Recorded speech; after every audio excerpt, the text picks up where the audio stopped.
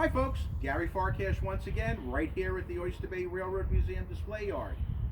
Now, even though Locomotive 35 is our centerpiece, the true centerpiece of the yard is our 1904 turntable that you see right here. We've been working many years on having this restored, and just this past year, 2019, we've actually gotten it to the point where it is operable. And at this point, the only way to make this operate is with this special brass handle that was created by John Pesh. So come on, I'm going to show you how a turntable really works.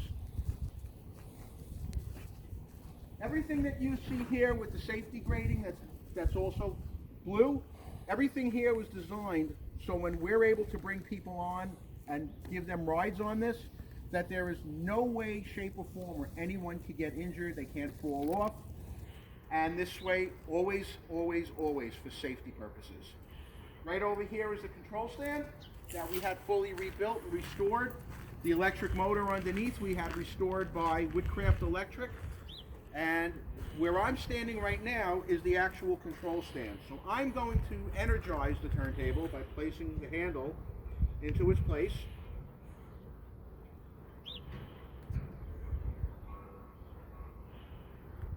All right. We're ready. The turntable itself is 70 feet long, and the way we're putting it together is this area here is specifically for the operator. We'll have safety gates here, so when people are lined up along the sides, they can't disturb the operator, again, for safety's sake. We'll have people coming on at the other end, and there'll be safety gates there as well. If you look up, you'll notice that gray box at the very top, and you'll see the 4 wires that go up to the 4 wires that go across from one pole to another. Those 4 wires that go across are actually the energized wire. This runs on 240 volts, 3-phase. So the electric comes down into that box. That box does not move, but everything inside of it does to get the electric down through the PVC that comes underneath, comes down here to the control stand and the motor and everything that's underneath here. So we are going to energize it, and we're going to move the turntable. Notch 1, and now we're going to go.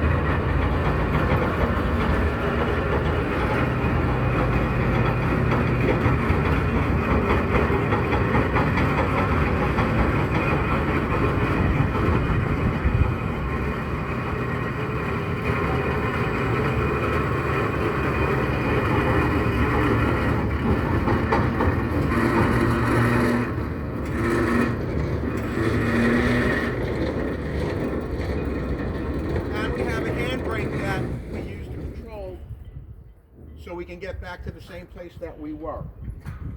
It is now off. Now the beautiful thing about this is we had brand new rails installed on the deck. Our plans is to take our GE 25-ton Dinky 398, pick it up and actually place it here on the turntable. We're going to run a track off the end of the turntable, so we'll have approximately 125 feet worth of track that we can actually operate our Dinky engine on, and possibly even hook up one of our cabooses to it. At that which point, we can give rides on and off the turntable, give rides on the turntable. So that's where the current future of our Oyster Bay Railroad Museum lies. I hope you enjoyed a beautiful day up here in Oyster Bay, and we hope you come and visit us real soon. Check our website, www.obrm.org, or follow us on Facebook.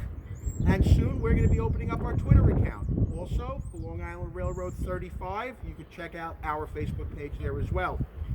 We'll see you. Take care.